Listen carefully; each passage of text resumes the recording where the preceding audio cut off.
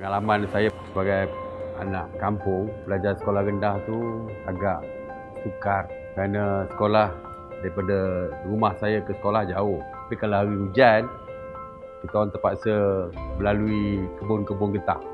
Tapi oleh kerana masuk dalam kebun getah, jalan tentu lecak dan sebagainya. Kerana tak nak kasut kotor, bawa kasut macam itulah, taruh kat sini, ikat kasut tu taruh kat sini.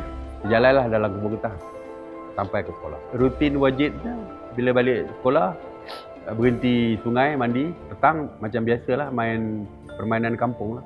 Main getah ke, main biji getah ke, belaga biji getah.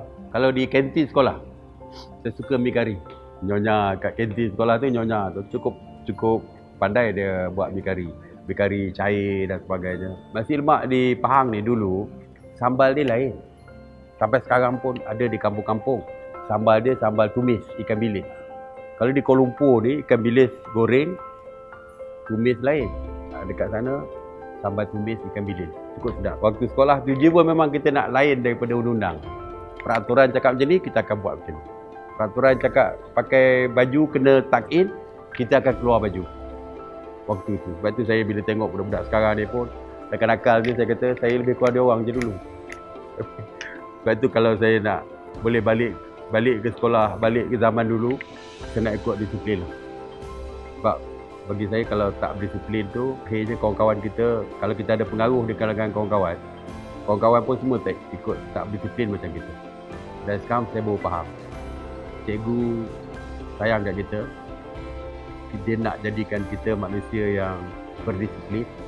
Bagi saya cikgu ni segala-galanya.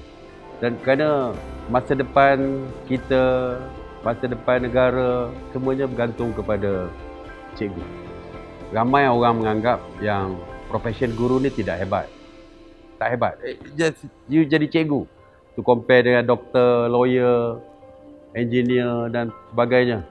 Tetapi sebenarnya walaupun orang menganggap profession guru itu tidak hebat, tapi sebenarnya gurulah yang melahirkan manusia yang hebat dalam dunia.